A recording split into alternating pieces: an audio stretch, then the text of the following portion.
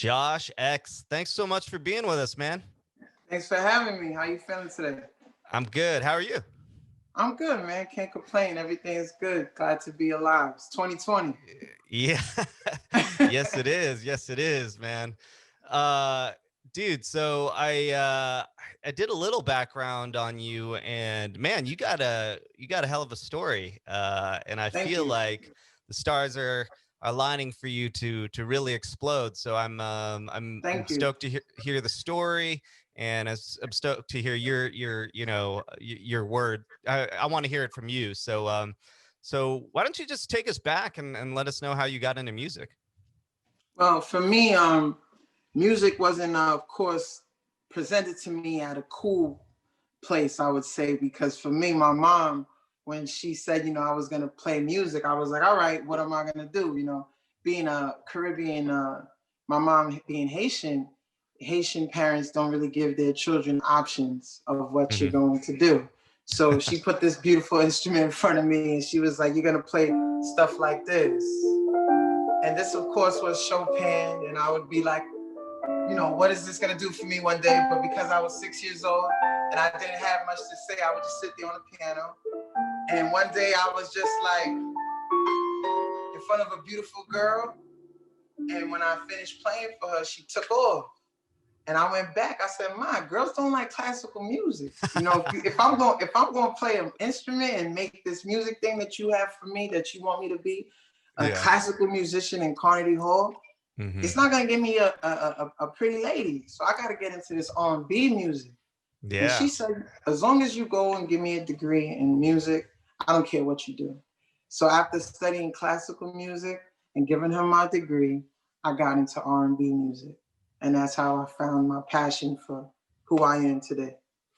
Yeah, man. I love that that's part of the story. It's like you were this classically trained pianist, but you're like, hey man, this isn't getting me any ladies. I Nah, need to man. I need to I need I I heard need to some cool I it heard up. some It has to yeah, get. you saw some Brian McKnight and you're like, that guy looks like he's getting some ladies. You feel me? And Yeah. that's the transition that I made immediately when I heard that song.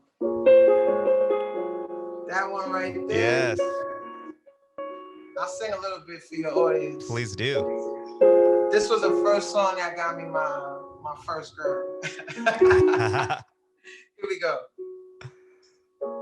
I can't remember why we fell apart.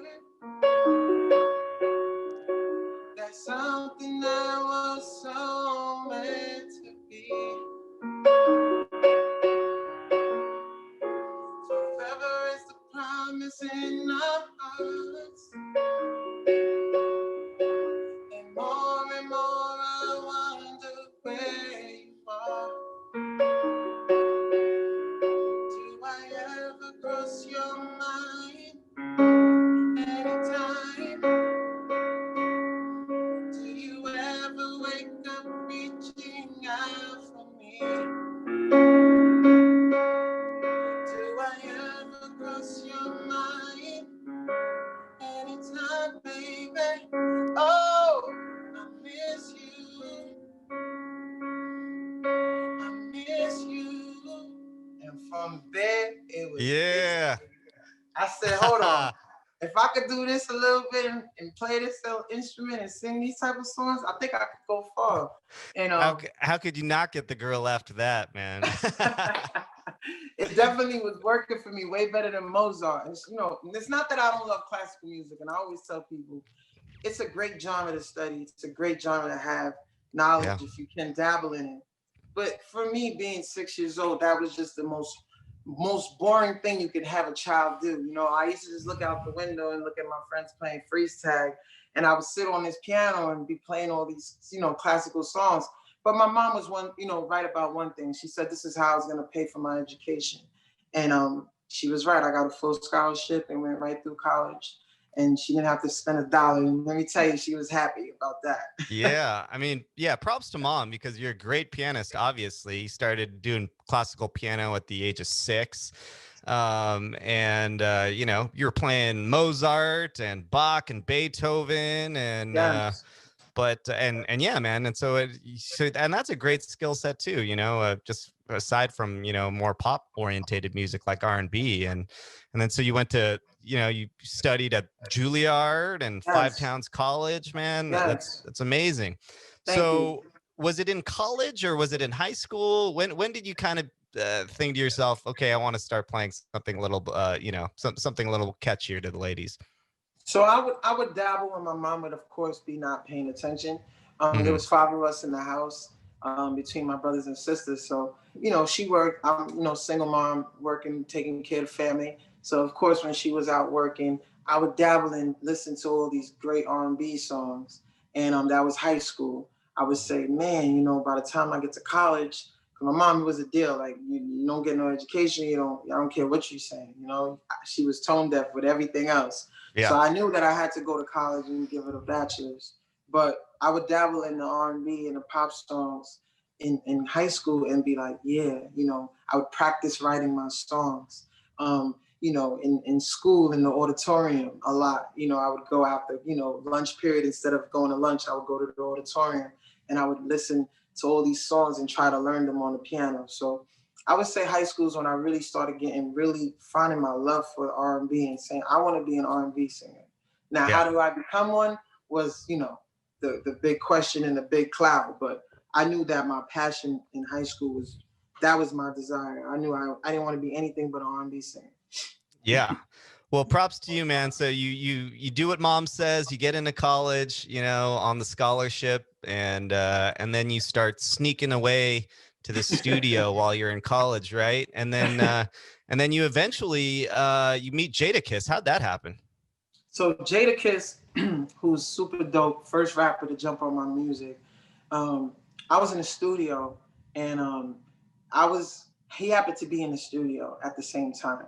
And you know, at this, you know, you don't really have the courage to step up to Jadakiss when you're like not even out. No one knows. I didn't even have my name yet. Like I didn't know what I was gonna be called as an artist. I just was at a studio.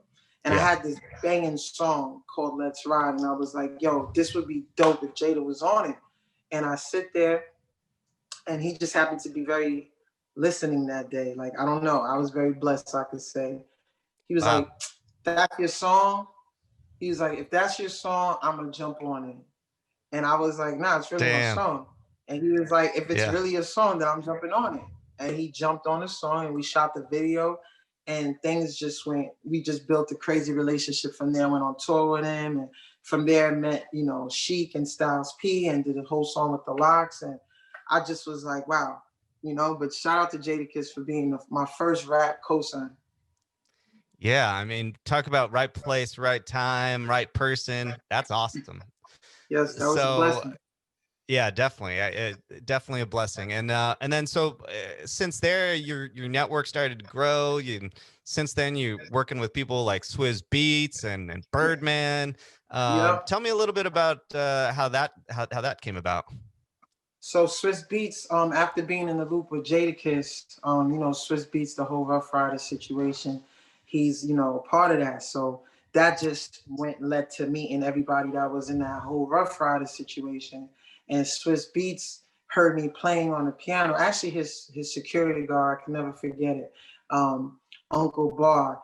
He was sitting there, and I was just playing in the studio, and Swizz was in the studio as well. We were gonna work with each other for my music project. I was reaching out, but then he heard me playing, and I was in my zone. And he called Swizz. He was like, "Yo, you hear this kid? This kid is nice." And Swizz was like, "Yo, after that, we can't just work for your stuff. I want you to help, you know, work on projects that I'm doing." And I was like, Nice. "Sure." You know what I mean, okay. I'm like, not a problem. And from there, I went to his house and studios, and we just started working together, and we built a dope relationship. And he's put me on some dope projects. One of them being Empire, that I got a chance to co-write the song for, you know, Jamal on the show, and that was super dope to be a part of that. Yeah, you wrote "Ready to Go" for Fox's Yeah. show Empire. Hell yeah. And Okay. And dude, I can see it because your talent is effortless, and thanks so much for playing a little something on the piano. I really enjoyed that. But the Thank way you. you just slide into it and slide out like it's nothing. So I could see how you're, when you get in the right room with somebody, it becomes obvious pretty quickly your talent. Thank you. So after that, in 2009, your song First Time caught the ear of Stevie Wonder, right? Yes. Tell us a Yes. little bit about that. So I'm on this big promotional tour. First Time is out. I'm going to radio station promoting the song, and everyone's showing me a lot of love. And I was very happy with the response because that was like my first real R&B song that I wrote and I produced all of it. Mm, So I was 100% my song and my work. So I was very sensitive and worried about how people would take it. And First Time is actually a live song of me singing and playing the piano at the same time to no metronome. mm, It's just all feeling.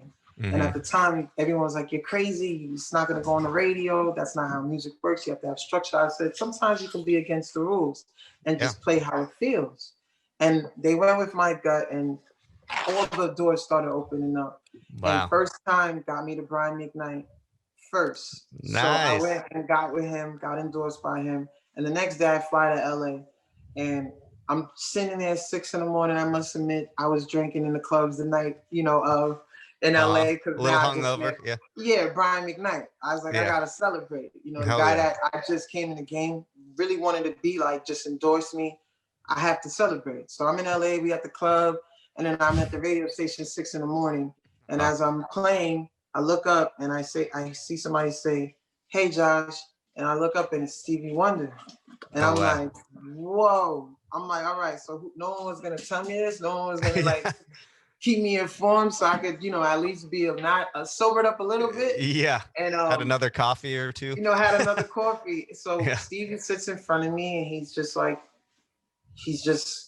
yeah, I wanna meet you. I wanna talk to you. And he heard music while I was playing in the hallway and all this great stuff that was happening while I was in the office playing, waiting for the programmers to come in. And he wanted to be a part of it because he was impressed with what he was hearing. And I sit down with him now, and now we just went into a 4 hour, just meeting. It just was crazy. And I got a chance to perform First Time for him. And I also performed a song called Mommy, I Love You that I wrote about my mom having heart disease during I was in college. And, I was deciding to whether drop out or take care of my mom to help with the medical bills. And I stuck to my gut and stayed in college and was able to afford things to help her. And Stevie just started crying after hearing the song. So now I start shaking like, damn, am I doing something wrong? Because now I don't know if he likes it crying or he's Right. crying because it's bad. So Right. he starts getting emotional and he's like, my mom passed away this amount of years ago. And you know what? I'm going to endorse you. But the only way that I'm going to be a part of that or even say this is if you promise to be an artist that writes songs with true meaning and writes songs that actually helps people with their lives and not just a bunch of things that are not relevant to what the world's really going through. And I was like, Stevie, that's the kind of artist I really wanted to be. That's who I Hmm. want to be. And I feel like the world is missing love. And that's everything I want to be. And that's why I wrote these songs. And he was like, then we got a deal. And we shook on it and it was a blessing. Like, ever since then, I've just been having to keep up with that because he gave me a mandate. It was an Yeah. ultimatum. He was like, if you're going to go into this lane, Uh-huh. no.